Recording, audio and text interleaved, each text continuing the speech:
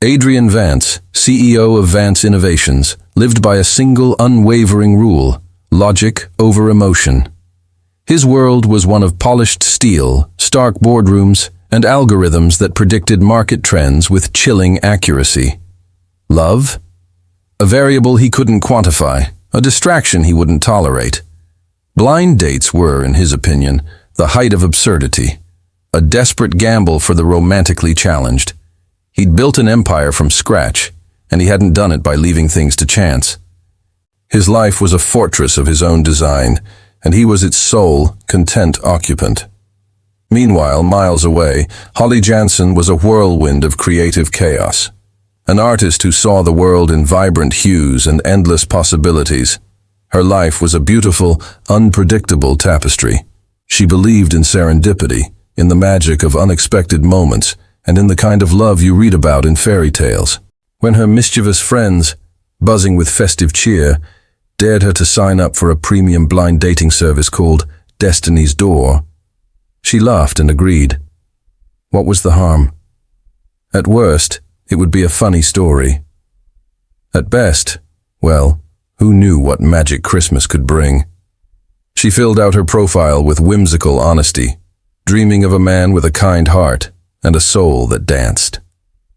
Back in his minimalist penthouse, Adrian was cornered.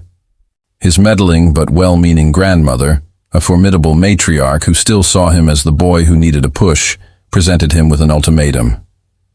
"Just one date, Adrian," she had insisted, her eyes twinkling. "A Christmas gift to your lonely old nana." To placate her, he begrudgingly allowed his assistant to create a profile on the very same service, Destiny's Door. The profile was sterile, listing his achievements like a stock report and his requirements for a partner like a job description: efficiency, intellect, ambition. The algorithm, a digital cupid with a peculiar sense of humor, processed the data. On one side, a pragmatic billionaire. On the other, a free-spirited artist. It crunched the numbers, analyzed the keywords, and against all odds, declared them a perfect match. The notification pinged on Holly's phone a week before Christmas. "You've been matched. Your date is at the summit, Blackwood Mountain, 7 p.m. Christmas Eve." The address was for a private, ultra-exclusive estate, not a restaurant. A thrill of adventure shot through her. This was certainly not a boring coffee date. She pictured a cozy mountain lodge, a crackling fire, maybe even a handsome lumberjack type. For Adrian, the notification was just another calendar alert, one he fully intended to ignore. A business emergency, a sudden trip. He had a dozen plausible excuses ready. He had no intention of driving hours into the mountains for a pointless social ritual. Christmas Eve arrived, and with it, a blizzard of epic proportions. Snowflakes the size of cotton balls began to blanket the city, quickly turning into a blinding whiteout. Holly, ever the optimist, had set out early. Her small car, packed with a thermos of hot cocoa and a playlist of Christmas carols, valiantly chugged its way up the winding mountain road. She was determined. A dare was a dare, and an adventure was an adventure. But as the snow grew heavier, her car sputtered and slid, finally coming to a halt in a snowdrift, miles from her destination. Stranded. Inside his fortress of solitude, Adrian watched the storm rage outside.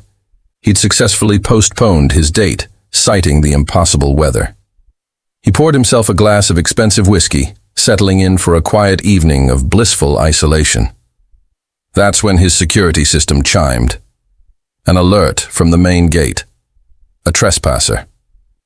Annoyance pricked at him. On Christmas Eve, in this blizzard. He pulled up the camera feed. There, illuminated by the gate's light, was a woman, dusted in snow like a sugar cookie, her nose red from the cold, looking completely and utterly lost. She was pulling a small suitcase and looked both determined and defeated. With a heavy sigh of irritation, Adrian buzzed her in. He'd let her warm up and then send her on her way once the snowplows came through. He opened the heavy oak door to find her stamping the snow off her boots. "I am so sorry to bother you," she began, her voice like tinkling bells. My car broke down, and my GPS said this was the address for for my date. Adrian froze. He stared at her, the vibrant scarf, the slightly messy bun escaping her winter hat, the earnest, hopeful look in her wide, hazel eyes. This couldn't be. This snow-dusted, disarmingly charming woman was his blind date, the one he had so coldly dismissed. The universe, it seemed, had a wicked sense of humor. "You're Holly?" he asked, the name feeling foreign on his tongue. She nodded, a shy smile gracing her lips. "And you must be the summit?" she joked, gesturing around at the opulent but cold interior. A reluctant smile touched Adrian's lips for the first time that night. "Adrian," he corrected softly, "welcome to my home." Trapped by the blizzard, they were forced to spend Christmas Eve together. The awkwardness was palpable at first. His home was a museum of modern art and technology. Her world was one of paint splatters and joyful clutter. He offered her a 5-star meal prepared by his automated kitchen. She confessed she'd brought a thermos of hot cocoa and a bag of marshmallows.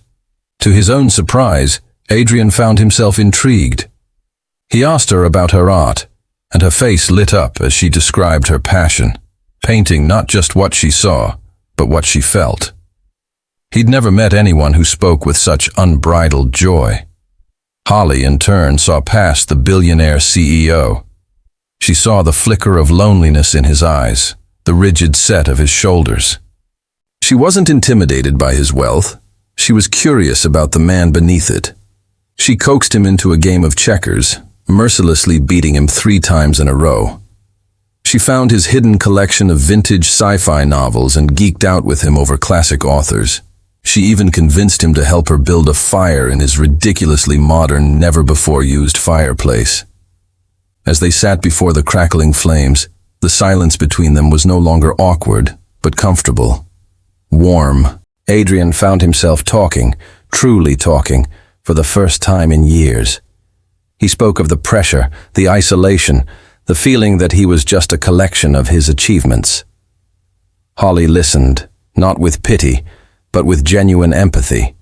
She told him, "You're more than your company, Adrian. You're the guy who can't win at checkers and has a secret soft spot for old books." In that moment, surrounded by the warmth of the fire as the snowstorm raged outside, the walls around Adrian's heart began to melt. He looked at Holly, her face glowing in the firelight, and realized the algorithm, the one he had built his career on, had been right all along.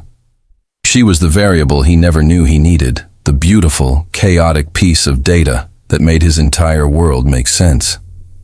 As Christmas morning dawned, the snow stopped, blanketing the world in a pristine, silent white.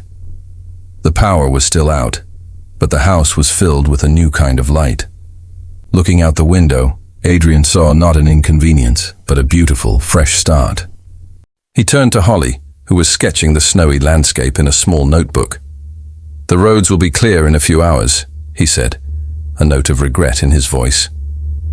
Holly looked up, her pencil pausing. "I guess the dare is over," she said softly. "Was it?" Adrian replied, stepping closer. "Because for me, it feels like something is just beginning." He had spent his life avoiding gambles, but looking at Holly, he knew she was the one bet he was willing to take.